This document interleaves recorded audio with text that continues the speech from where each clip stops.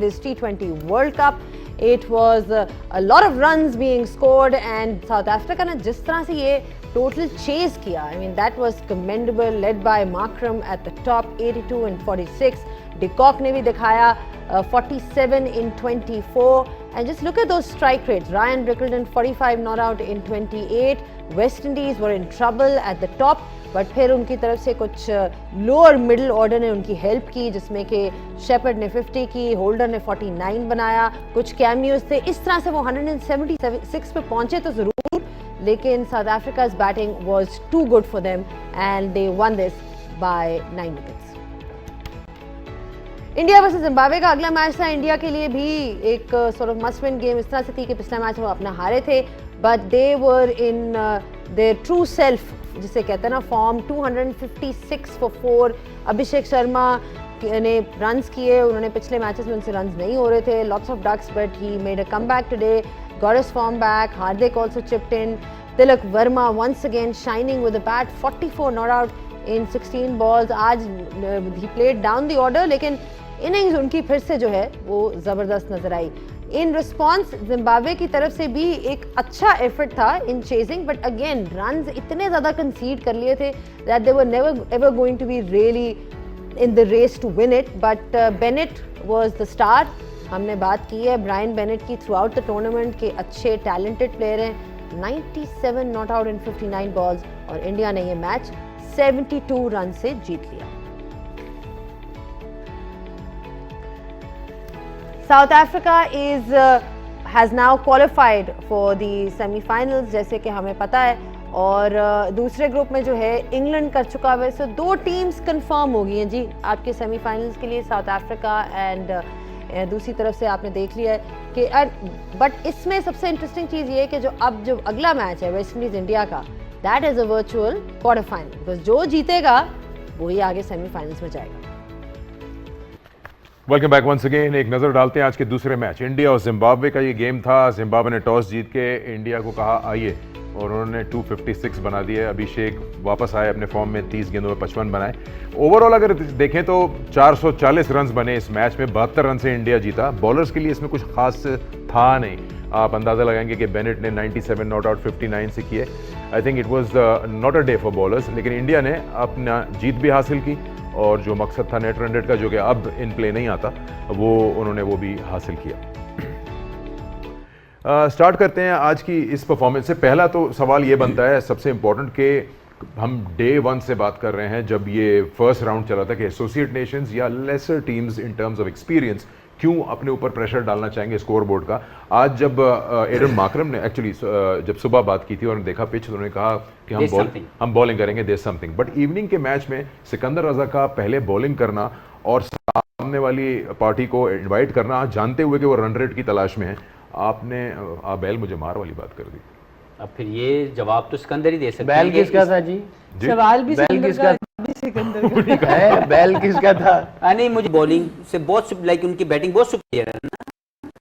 अब उनके international experience की बात करें, परफॉर्म की बात करें, तो ऐसे बेल्टिंग ट्रैक के ऊपर आप 190 क्यों नहीं कर रहे और उनको चैलेंज कर रहे हैं? हम 190 करते हैं, वो will put you under pressure. और मुझे ख्याल मैं इसको जवाब मेरे पास नहीं है, लेकिन मुझे लगता है कि एक मिस्टेक थी जो जिम्बाब्वियन क्रिकेट कप्तान ने की। वेस्ट इंडीज के अगेंस्ट भी यही 250। नहीं, देखें, ये अब वो जवाब दे सकते हैं कि why they think that they will chase on those tracks जहां पे आप 190 खुद कर सकते हैं, वहां पे 250 करने के प्रेशर में आप क्यों आ गए? तो मुझे लगता है कि ये एक बैड डिसीजन था फ्रॉम द कैप्टन। आज ਇਹਨਾਂ ਦੀ मैनेजमेंट ਤੇ कैप्टन न्यूटन ਬਣਿਆ ਸੀ, बहुत साइंटिफिक थी अप्रोच थी, उस वजह से ये चीज़ की। इट्स अ कॉमन सेंस, आपको जब पता चलता है, इट्स अ कॉमन सेंस, आप टॉस जीते हो, आप बैटिंग करो, 190 करो, उनका कॉन्फिडेंस डेंट है। आप उनकी बॉलिंग ने कुट खाई हुई है पिछले मैच में, आज आप फिर उसी मोमेंटम को लेकर जाओ, मारो इनको। क्यों किया इन्होंने? Further to a conversation that was happening before the break, which was about out of form players. Abhishek Sharma भी आउट ऑफ फॉर्म थे हफीज, लेकिन उनको भी बैक किया गया, और उनकी क्वालिटी का आपको पता ही है, सबको पता ही है।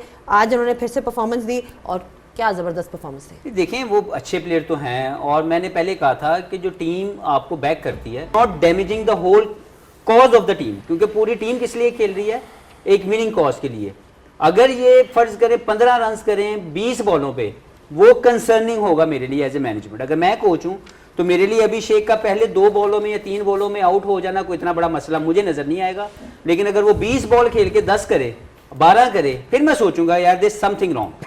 सो I think they back the intent of Abhishek Sharma and the way he batted today, it shows the confidence. It must have given a great confidence to the management back in the dugout कि मैं वही अभिषेक हूँ जिस पे आप trust कर रहे हैं। मैंने अपने आप को 1.5 होशियार नहीं बनाया, जो मैं बात करता हूँ कि खामखा अपने आप के ऊपर वो खोल चढ़ा लेना जो आप में मौजूद नहीं है। तो मुझे लगता है कि उनके इंटेंट को उन्होंने खुद बैक किया, उनकी टीम ने बैक किया, और आज उन्होंने वो डिस्प्ले किया जो अभिषेक शर्मा के साथ मुंसलिक है। और उन्होंने ये भी मेंशन किया था Sikandar, you know I think अपने इंटरव्यू में कि आई टुक सम टाइम, एंड वही वाली बात जो होती है कि कभी कभार आपको थोड़ी बहुत एडजस्टमेंट्स करनी भी पड़ती हैं as a player if you are not able to score runs immediately. तो वही वाली बात जो यहाँ पे सब कर रहे हैं कि जी आपसे अगर नहीं भी हो रहा, रन्स नहीं हो रहे या विकेट्स नहीं हो रही, परफॉर्मेंस नहीं, you can always take some time reflect and work on tactically कि क्या चीज़ें आपकी गलत हैं, कैसे ठीक करनी। जी बिल्कुल ठीक कह रही हैं आप। आज कुछ बड़ी स्वैपिंग की, चेंजिंग की और फ्लेक्सिबिलिटी दिखाई इंडिया ने। उन्होंने आज रिंकू सिंह को हटाया और लाइक फॉर लाइक रिप्लेसमेंट नहीं लाए, ओपनर लाए संजू सैमसन, तिलक वर्मा को 5 पे ले गए और ईशान किशन की अच्छी परफॉर्मेंस रही है 3 पे, उनको अपनी जगह पे लेके आ गए। It worked for them, may be ये कॉम्बिनेशन आज चले उनकी। लेकिन जो पार्टनरशिप अच्छी मिली नीचे और आफ्टर गुड स्टार्ट वो थी हार्दिक पांड्या की पार्टनरशिप जो इन्होंने की थी तिलक वर्मा के साथ, जो आज 5 पे खेले, 8 की पार्टनरशिप थी। It worked for them this change. बिल्कुल। आई थिंक जो एक चीज़ शायद जो चेंज करने की वजह बन सकती है वो ये है कि बाकी सब टीम्स ने एक हरबा अख्तियार कर लिया था कि ऑफ स्पिनर को ही इनके पास ले आएंगे, क्योंकि 3 लेफ्टी एक साथ आ रहे थे टॉप ऑर्डर में, तो उसको तोड़ने के लिए एक राइट हैंड बैटर ऊपर लेकर आए। और आज मेरे ख्याल से फिर भी ये चीज़ मिस की है सिकंदर रजा ने, खुद आना चाहिए था उनको नए से, क्योंकि काफ़ी रन वो आए तो ईशान किशन की विकेट उन्होंने फ़ौरन हासिल कर ली। तो मे बी जो इसके पीछे जो इतना मेजर चेंज है कि नीचे से एक प्लेयर निकाल के आप ओपन पे चेंज कर रहे हैं, वो जो 3 लेफ्टीज इकट्ठे आ रहे हैं उसको उन्होंने चेंज करना था। क्योंकि आपने देखा एडन मार्करम भी आए इनके अगेंस्ट, सलमान आगा भी इनके अगेंस्ट आए, एक और टीम ने भी इसी तरह मेरे ख्याल से नेदरलैंड्स उन्होंने भी ऑफ स्पिनर से स्टार्ट किया। तो मे बी उन्होंने प्रोएक्टिव करने के लिए कि हम थोड़े से बॉलिंग प्लान्स दूसरी टीम्स के भी डिस्टर्ब करें, और ये उनके पास लीनियंसी भी है बिकॉज प्लेयर्स इतने रेडी हैं, मैच रेडी हैं कि वो पे आके खेल सकते हैं। क्या ये लगता है यही कॉम्बिनेशन शायद ये अडॉप्ट कर लें बाकी मैचेस के लिए? हो भी सकता है और हो नहीं सकता, ये तो आई थिंक आगे डिपेंड करेगा। अक्षर पटेल को भी मेरे ख्याल से ना खिलाना साउथ अफ्रीका के मैच में एक रीज़न ये भी हो सकता है कि आप अपने सारे बॉलर्स ना दिखाएं बिफोर द वर्चुअल फाइनल और सेमीफाइनल, आप थोड़ा सा चेंज करते हैं ऐसी चीज़ को, ये भी लोग उस ग्रुप मैचेस में दिमाग में रखते हैं, बट उनको शायद अंदाज़ा नहीं था कि इतना बड़ा मार्जिन चला जाएगा और वो एक डिफिकल्ट पोजीशन में आ जाएंगे। जहाँ पे आपके 7वें नंबर पर दुबे आ रहे हो और 6 इस तरह के बैट्समैन हो जो इंडिया के खेल रहे हैं, मेरे पास अगर कुलदीप बैठे हुए हैं तो मैं एज ए मैनेजमेंट उनको चाहूँगा कि वो टीम में आएँ और वो मुझे अपनी बॉलिंग के साथ 2 या 3 मिडिल की तरह बिल्कुल जिनकी एबिलिटी ज़्यादा है, क्योंकि जब आपके पास 7 नंबर की इतनी शानदार बैटिंग लाइनअप मौजूद है तो फिर आपको डरने की जरूरत नहीं है, फिर आप विकेट टेकर की तरफ। मगर आज जो रन रेट का चक्कर था और जो एक तो ये सना बेटी ने जो बात की, ये भी इसमें इट डज मेक सेंस के 3 लेफ्ट हैंडर ऑफ स्पिनर उसको नलीफाई करने के लिए, बट आज इनका जो मेन फोकस था जीतना तो था ही था, नेट रन बड़े मार्जिन नेट रन पर, इसलिए उन्होंने सारा और डूबे को इसलिए रखा। और कुलदीप में आ जाते हैं तो आप इस तरह की सोच नहीं रखते कि मैं किसी को बचा के रखूं आगे जाके फिर उसको फिर दोबारा लेके आ जाऊं, ऐसा नहीं है। टोटल मैच ही कितने रह जाते हैं आपके, 3 और 2 5 मैच हैं आपको, तो आपके बेस्ट 11 हो जाने चाहिए। पटेल की गलती, ये मेरी अपनी जो सोच है। अच्छा, बेस्ट 11 में एक जो इनका प्लेयर है, उमर आपसे ही बात कर लेते हैं, Hardik Pandya add so much balance to this side. I mean हम हमेशा बात करते हैं having a complete all-rounder who can bat, who can 4 overs as well if required, and वो दोनों में ही डिलीवर करते हैं। आज उन्होंने 50 की 23 बॉल्स में, और पार्टनरशिप जो उनकी एंड वाली थी, आई मीन वो देखने वाली है कि किस तरह से वो जब भी टीम को ज़रूरत पड़ी है जब तो वो भी यूटिलाइज हो जाते हैं। इनके जो बॉलिंग लाइनअप है इनके पास एक लग्जरी मिल जाती है कि ये अपने एक्स्ट्रा ऑलराउंडर खिला सकते हैं या बैटर को खिला सकते हैं। तो आई थिंक ये इंडिया को बड़े वो फ़ायदा देता है हार्दिक पांड्या स्पेशली बैटिंग में, और फिर जिस तरह वो पावर प्ले में उसको यूज़ करता है, तो आई थिंक ये इनको एक एक्स्ट्रा क्वेश्चन है। और जहाँ पे इससे बॉल नहीं होता, स्टिल आई बिलीव कि इंडिया की जो 5th बॉलिंग है वो स्ट्रगल कर रहा है, क्योंकि इनके लास्ट मैच में भी जब चक्रवर्ती को रन्स पड़े थे तो इनको फिर समझ नहीं आ रही थी कि हमने कौन से 5वें बॉलर से बॉल कराने हैं। तो स्टिल आई बिलीव कि उनको अपनी बॉलिंग स्ट्रेंथन करनी होगी, जिस तरह सैकी भाई कह रहे थे और हाफिज़ कह रहे थे कि आपका जो विकेट टेकिंग ऑप्शन है मिडल के ओवर में, स्पेशली कुलदीप यादव, आप उसको बाहर नहीं बिठा सकते। अक्षर पटेल तो वाइस किसको बाहर कैप्टन भी बिठाएंगे? है, लेकिन वो आपका विकेट टेकिंग नहीं, वो कंटेन बॉलर है, वो आपके लिए थोड़ी बहुत बैटिंग कर सकते हैं। लेकिन स्टिल आई बिलीव कि इनको इंडिया को आगे के मैचेस के लिए जहाँ पे अच्छी टीम होगी तो इनको बॉलिंग कंप्लीट करनी होगी, एटलीस्ट आपके 4 कंप्लीट बॉलर होने चाहिए। इफ़ यू अलाउ मी एक क्वेश्चन मैं गुल से, क्योंकि फास्ट बॉलिंग के एतबार से ये यार, हार्दिक पांड्या क्या रिबाडा नगीडी इस कैलिबर का बॉलर है, या प्योर जैसे हम कहते हैं बॉलर है, पूरा है, प्रॉपर है? क्या इसके अंदर इतनी स्किल्स हैं?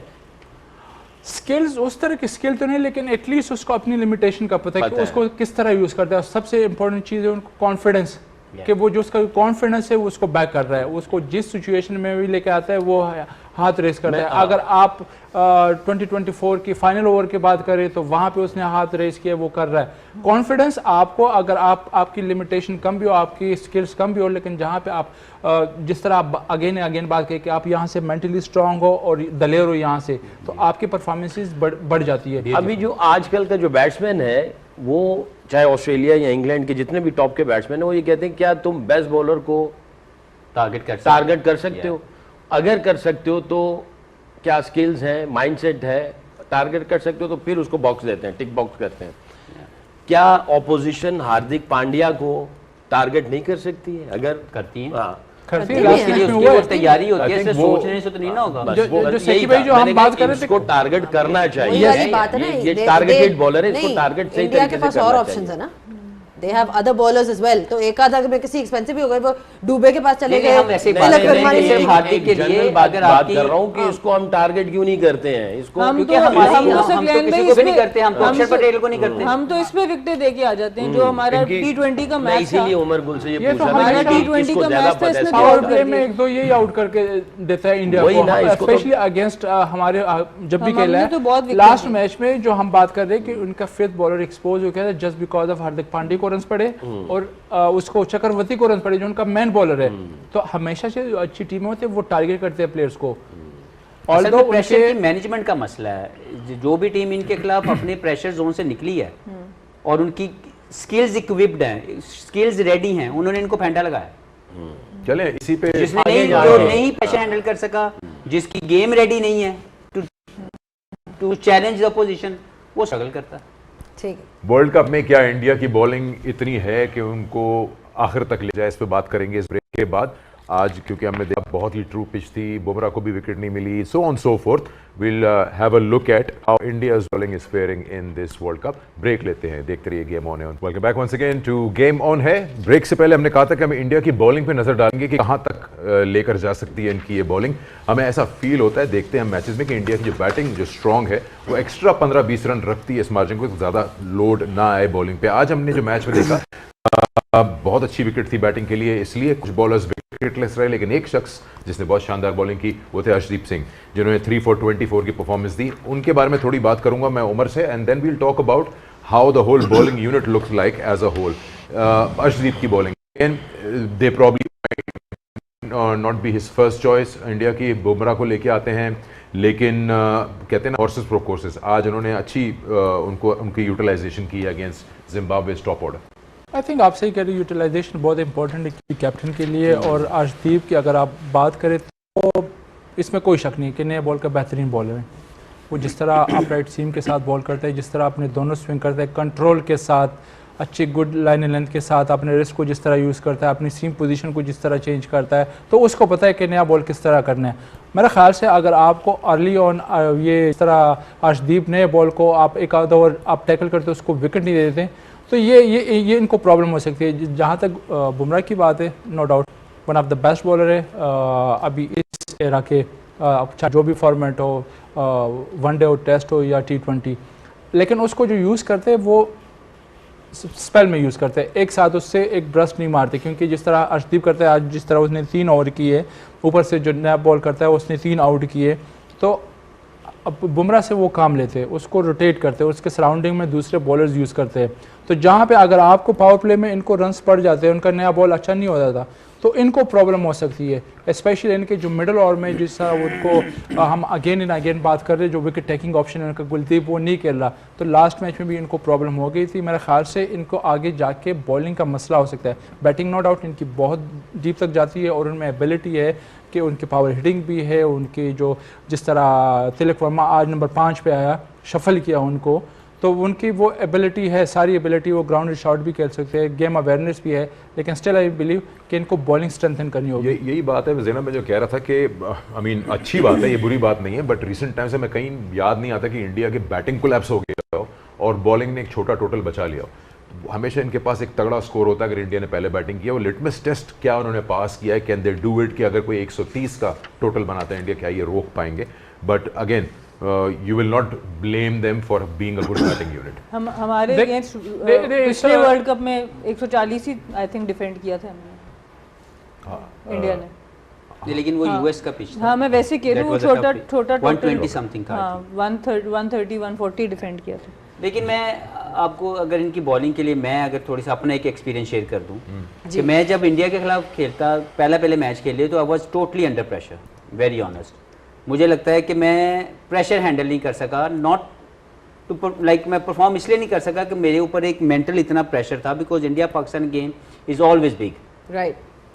फिर जब मैंने अपने मेंटल स्टेट कंट्रोल की तो मुझे पूरी दुनिया की सबसे मीठी बॉलिंग इंडिया लगती थी, वेरी ऑनेस्ट, क्योंकि वो जो मेंटल स्टेट है ना वो डैमेज करता है पाकिस्तान इंडिया के मैच के अंदर, और दुनिया के जो प्लेयर है शायद उनके ऊपर ये प्रेशर नहीं है। इसीलिए जो सिकंदर ने बात की कि दुनिया की बैटिंग इनके खिलाफ बड़ा अच्छा खेलती है, फैंटा लगाती है, हमारे बैट्समैन स्ट्रगल करते हैं, क्योंकि अभी तक आप देखें कि पाकिस्तान का कोई भी एक बैट्समैन पिछले 4-5 सालों के अंदर मुझे किसी का एक स्वाय एक वो 2021 में जो हमने एक टोटल क्लिनिकल विक्ट्री ली 10 विकेटों से, जो 2021 के वर्ल्ड कप में, तब से लेके अब तक जितनी भी इंडिया पाकिस्तान के मैच हुए हैं पाकिस्तान की बैटिंग कोलैप्स हुई है, राइट।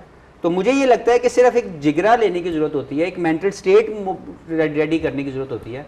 ये बॉलिंग कोई ऐसी बॉलिंग नहीं है जो आपको चैलेंज कर सके, जो आपको एक्सपोज कर सके सिवाय एक बॉलर के, और वो है बुमराह, जो बेहतर बॉलर है। ऐसा नहीं कि उसको शॉट नहीं लगते, ऐसा नहीं कि उसको स्कोर नहीं होता, लेकिन ओवरऑल अगर एक पूरी कंपोजिशन ऑफ द बॉलिंग देखें या पूरा सेट ऑफ बॉलिंग देखें, मुझे इंडिया की बॉलिंग में कभी भी वो थ्रेट नहीं मिला। Yeah, he has that ability to bowl special delivery, जिसे कहते हैं ना। बुमराह की अगर बात करें तो वो आपको मैच किसी भी वक्त वापस इंडिया की तरफ ला सकते हैं, he is the go to bowler उस तरह से।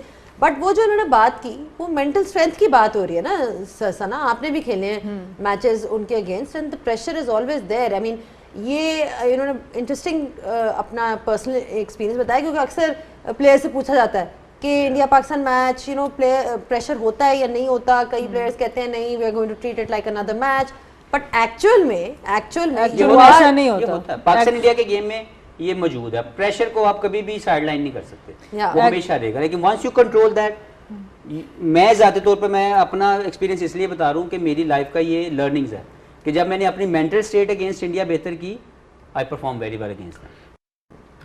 सकलन, आपसे बात करते हैं। एक बॉलर जो अच्छा इनके लिए परफॉर्म करता है कुलदीप यादव, और उसकी परफॉर्मेंस देखिए, लेकिन ऐसा फील होता है कि इंडिया उनको जब उनकी ज़रूरत होती है तब यूज़ करती है, is not there all time choice हर मैच में। हो सकता है वेस्ट इंडीज़ के अगेंस्ट ये फिर नज़र आए, दिल्ली में इनका मैच होगा। आई थिंक उसकी यूटिलाइजेशन जो है वो सही नहीं कर पा रहे। आई डोंट नो क्या इश्यूज़ हैं, बट बहुत ही स्किलफुल है, और जब भी उसको खिलाते हैं वो इम्पैक्टफुल बॉलिंग करता है, उसके अंदर स्किल्स हैं, दोनों तरफ टर्न करता है। और अच्छी चीज़ ये है कि वो बिल्कुल फ्लैट बॉलिंग नहीं करता, गेंद की प्रेजेंटेशन को करता है, अब ओवर जो टर्न करना होता है वो उस तरह को टर्न करता है, दोनों तरफ से डिसीव करता है। और आपने देखा होगा जब कभी फुल टॉस पे भी विकेट मिलती है, क्योंकि गेंद का ड्रॉप अच्छा चल रहा होता है, जिसकी वजह से समझता है कि फुल टॉस है, बट फुल टॉस होता नहीं, उसकी रीच से थोड़ा सा बाहर होता है।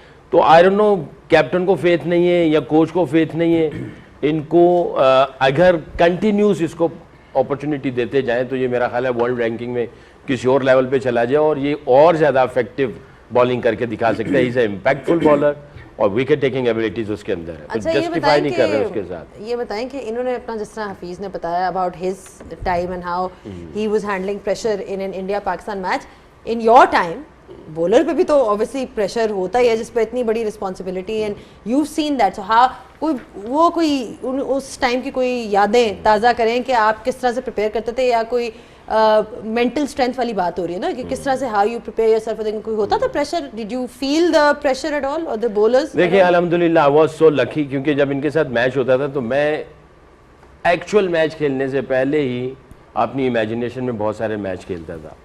मैं प्रेशर को मैं ही कहता था कि it's an opportunity, you will become a hero. तो ये बहुत अरसे से यही सोचें चल रही होती थी। और जब मुझे जाना होता था, स्पेशली टेस्ट सीरीज़ जो मैं यहाँ पे मैन ऑफ द सीरीज़ हुआ, तो मेरा ख्याल है वहाँ पे टोटल ओवर मैंने प्रॉब्ली अगर 2 टेस्ट मैचों में मैंने 200 ओवर किए तो मेरा ख्याल है मैंने पहले से 2000 ओवर करके गया था। मैंने अपने आप को इतना प्रिपेयर किया हुआ था कि 200 ओवर करने से पहले मुझे 2000 ओवर मैंने किए हुए थे। और every night before going to sleep मैं अपनी इमेजिनेशन में बॉलिंग कर रहा हूँ, सचिन को कर रहा हूँ, ड्राविड को कर रहा हूँ, अजहरुद्दीन को कर रहा हूँ। वहाँ पे मैं खुद क्रिएट करता था, ये मुझे इस तरह खेल रहा है, मुझे इस तरह करेगा, ये इस तरह जाएगा, ये ऐसी सिचुएशन आएगी। तो I used to play a match in my imagination before a real match. जब आप ये सारी चीज़ें कर रहे होते हैं तो आपके इमेजिनेशन में क्लैरिटी आती है, आपके दिमाग में क्लैरिटी आती है, और आप साथ में वर्क हार्ड कर रहे होते हैं। जैसे मैंने कहा मैं 2000 ओवर करके गया हुआ था, तो पूरी सीरीज़ में ना कोई निगल था, ना कोई इंजरी थी, ना कुछ था।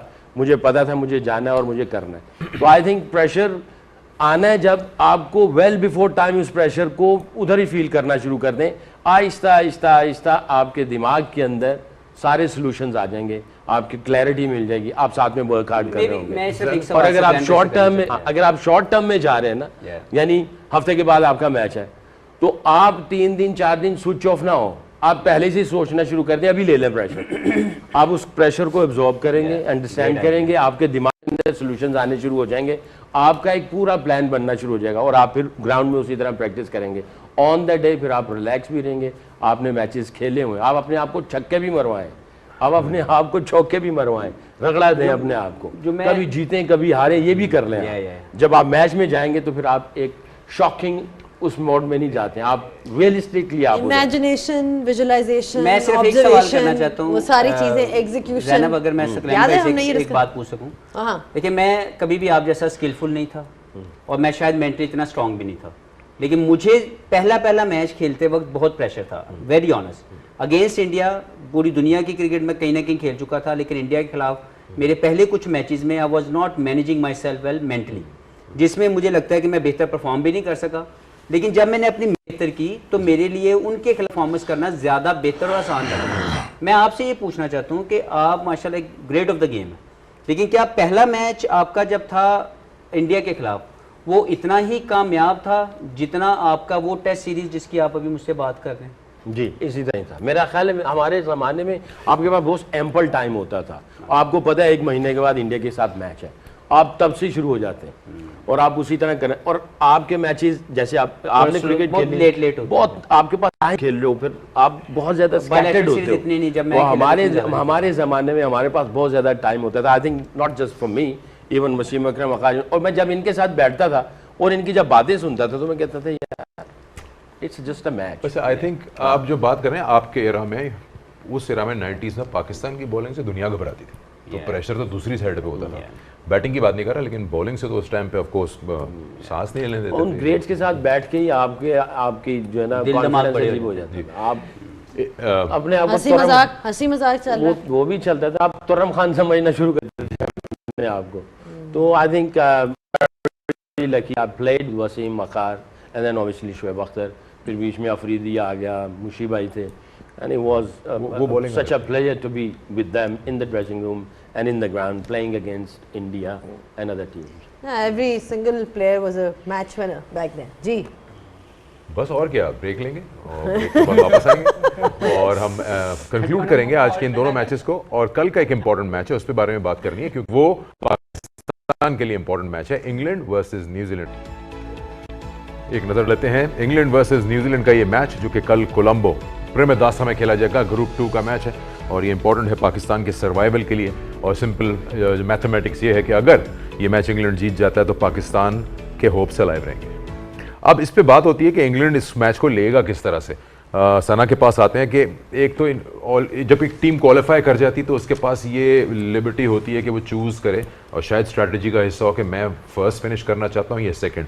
उसका रीज़न ये है कि अगर तो पाकिस्तान नहीं करता क्वालिफाई तो सेमीफाइनल इंडिया कोलकाता में होगा और ग्रुप 1 का लीडर ग्रुप 2 से खेले। तो अगर फिनिश करता कोलकाता में खेलेगा, फर्स्ट फिनिश करता है अपने ग्रुप में तो फिर वो वानखेड़े में खेलेगा। What would they prefer? You think इनके माइंड में अभी ये चीज़ चल रही होगी, how do we approach this match?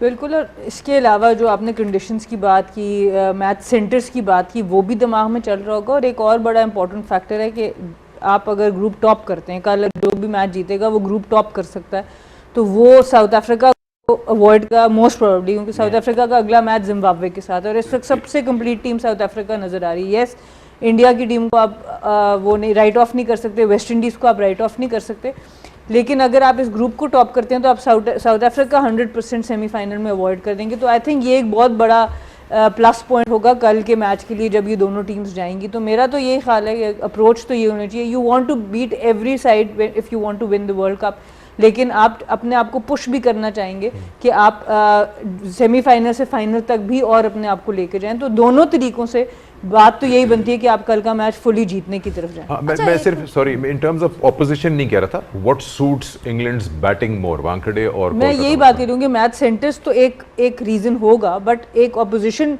उसी सेंटर के ऊपर भी एक बहुत बड़ा रीजन होगा। तो मैंने कहा दोनों को दिमाग में रखते हुए I think they would want, both teams would want to win the match. Bowlers को जो शूट कर रहे हैं ना वो श्रीलंका शूट कर रहा है, क्योंकि अभी जब से ये इंडिया से यहाँ पे आए तो वो भी उनके स्पिनर ने परफॉर्म करना शुरू किए। डॉसन परफॉर्म कर रहा है, आदिल रशीद कर रहा है, और इससे पहले भी इन्होंने जो यहाँ पे जो सीरीज़ जीती अगेंस्ट श्रीलंका होम में, बायलैटरल सीरीज़ में किसी भी होम के अगेंस्ट आप जीते तो इट मीन्स कि आप अच्छा परफॉर्म कर रहे हो। कैंडी में उन्होंने वो 3-0 वो सीरीज़ जीती है। तो मेरे ख्याल से ये एज बैटिंग लाइनअप भी और बॉलिंग के टर्म से भी ये लोग कॉन्फिडेंट होंगे कि हमारा मैच श्रीलंका में हो जाए। लेकिन पाकिस्तान और अगर श्रीलंका दोनों, अगर श्रीलंका तो आउट ऑफ द टूर्नामेंट है और अगर पाकिस्तान भी क्वालिफाई नहीं करता तो सारा टूर्नामेंट इंडिया जा रहा है जी, ऑफ कोर्स वही। तो इसलिए मुझे नहीं लगता कि कल के मैच को लेके कोई ये सोच होगी कि हम यहाँ रह जाएं, क्योंकि यहाँ रहने की वजह सिर्फ एक ही है कि श्रीलंका और पाकिस्तान में से क्वालिफाई करे। यहाँ ये रह भी नहीं सकते क्योंकि पाकिस्तान तो क्रॉस में खेलेगा तो वो टीम इधर आएगी, ये नहीं रह सकते। चलिए ये डिस्कस कर लेते हैं कि इंग्लैंड वर्सेस न्यूजीलैंड का जो मैच है इस पिच पे, जो ये कंडीशंस हैं Premadasa, England do you think suitable होंगी उनके लिए? डू यू थिंक हरा सा है इन कंडीशन में, knowing the conditions of plan? देखिए इस वक्त जो इंग्लैंड जाहिर है जिस जगह पे टेबल पे बैठा हुआ है और जो उसकी आंखें सेमीफाइनल पे थी वो पहुंच चुका है गालिबन, 100% है मेरा ख्याल है इंग्लैंड पहुंच चुका है। मेरा ख्याल है जब आप टूर्नामेंट में होते हैं तो आप you don't think far ahead, आप मैच बाय मैच जाते हैं, जो आपके सामने चीज़ें आ रही हैं आप बहुत जल्दी अपने आप को, अपनी सोचों को गैदर करते हैं और उसके मुताबिक अपने आप को प्रिपेयर करना शुरू कर देते हैं। आप ये चीज़ों को नहीं जाते कि ये कंडीशन मुझे सूट करेगी या उधर जाएंगे सूट होगा कि नहीं होगा, नहीं। आपको अब जो गिवन कंडीशन है you just need to focus on that, उसके ऊपर प्लान बनाएं, प्रिपेयर्ड करें और उसी तरह से कम्युनिकेट करना शुरू कर दें और अपने आप को करके। But once you have qualified, how do you approach the game then? मैं सवाल you should never lose the confidence। बिल्कुल नहीं, बिल्कुल चेंज नहीं करते आप अपने ड्रेसिंग रूम में कोई भी नेगेटिव वाइब की किसी को इजाजत नहीं, आप हवा नहीं आने देंगे नेगेटिव, बिल्कुल नहीं। तो आपकी कोशिश यही होनी चाहिए कि अगर आप जीतें तो वो ज्यादा यू डोंट चेंज एनीथिंग, कोई भी चीज़ आप चेंज नहीं करोगे, आप उसी वाइब्स को, उसी कल्चर को, क्रिकेटिंग कल्चर को, उसी तरह की जो एनवायरनमेंट है वही सोच अब सबकी एक आवाज़ होनी शुरू हो जाती है जब इकट्ठे खेलते खेलते यहाँ तक आते हैं। आप किसी भी चेंज को जो है वो नहीं चाहेंगे, आप कहेंगे भाई हमें इसी तरह ही चलना है। मैं ज़ैनब के सवाल को आपसे की तरफ लेके आता हूँ कि क्या इंग्लैंड के लिए बेस्ट अपॉर्चुनिटी है प्रेमदासा में वो न्यूजीलैंड को चैलेंज कर सकता है? मुझे लगता है कि अगर मैं लास्ट गेम देखूं तो पाकिस्तान के खिलाफ भी उनकी batting was not confident enough, they were not scoring any runs. के लिए जी वो जहाँ पे भी था, I am talking about managing the spin, क्योंकि उनकी जो बैटिंग ओवरऑल पूरे टूर्नामेंट में है वो स्ट्रगल कर रही है। वो तो हैरी ब्रूक की स्पेशल इनिंग्स थी जो पाकिस्तान से मैच जीत के लेगी, कुछ हमारी भी गलतियां थी, लेकिन दूसरी तरफ अगर जाऊं तो मुझे नहीं लगता कि उनकी बैटिंग अभी भी सॉर्टेड है, they are still low in confidence. New Zealand मुझे ज़्यादा हैवी नज़र आता है। सिर्फ वो टेक ले रहे थे कि श्रीलंका ने हाथ में दे दिया गेम, वरना 6 विकेटें श्रीलंका ने इनकी ले ली थी, वो नीचे से स्कोर कर गए, तो एज एन ऑपोजिशन इंग्लैंड शायद ये मौका ना दे। कर सकते हैं, लेकिन मुझे ज़्यादा तौर पर अगर वैसी ही कंडीशन मिलती है, बहुत स्पिन कंड्यूसिव है, बहुत ज़्यादा स्क्वायर टर्नर मिल जाता है, तो न्यूजीलैंड ने ऑलरेडी एक मैच खेल लिया है इन कंडीशन में, तो मुझे लगता है कि न्यूजीलैंड कल के मैच के लिए बेहतर साबित चले, मैं तो ये इंटरेस्टेड हूँ कि सना अभी तक लीड कर रही है हमारी प्रेडिक्शन बहुत चार्ट में तेजी या से। नहीं, या कोई आप और बिल्कुल आगे। साथ-साथ ही। अच्छा चले दिखा दें जी। अच्छा जी, सना हफीज और उमर भाई साथ साथ हैं, एक एक फर्क है, एक का विद फर्क है। 7 और मैं भी थोड़ी सी 1 पॉइंट मेरा बढ़ गया है, पता नहीं कैसे, but anyway Sana is leading with 7 points, Hafeez on 6, Umar Gul also on 6, Saqlain on 3, Sikandar you are on 2 and Shoaib is also on 2, but Shoaib obviously not available होना चाहिए। बस ऐसे ही नंबर दिखा रहे हैं, कोई इनाम भी तो रखे ना इसमें। इनाम कोई है ना, क्या वो अभी नहीं बताएंगे, वो बता देना जरा इसके नीचे अभी लिखे बता दिया तो फिर इंसेंटिव क्या रहा? प्रेशर आ जाएगा। रिवॉर्ड हमें सबको ऐसा सबको कुछ सना नहीं। का ऑटोग्राफ मिलेगा सबको। प्लीज प्लीज नहीं भाई, हॉल ऑफ कोई फेम कौन सा क्रिस्टल मामूली बॉल चीज थोड़ी रखा हुआ है। है या क्या रखा हुआ है कि ये इसको ज्यादा सीरियस ना ले। ये कभी कभी तुक्का भी लगता है और कभी कभी रहती है, तो इसको ज्यादा सीरियस नहीं लेना चाहिए मेरे ख्याल से। Thank you so much Umar, thank you so much Sana, Hafeez and Thank you. as well as Sikandar, thank you so much Thank you. as well, and yeah, that's pretty much all that we have for you आज के लिए। जो matches थे हमने discuss कर लिए, India versus Zimbabwe, West Indies versus south Africa. कल match important है पाकिस्तान के लिए, बिकॉज पूरा पाकिस्तान यही होप कर रहा होगा कि न्यूजीलैंड अपना मैच हारे, और ना सिर्फ बड़ी मार्जिन से हारे, ताकि पाकिस्तान के कोई चांसेस फिर भी हो। अगर तो जीत गया तो then it's you're out of the tournament essentially. Keep watching Game On.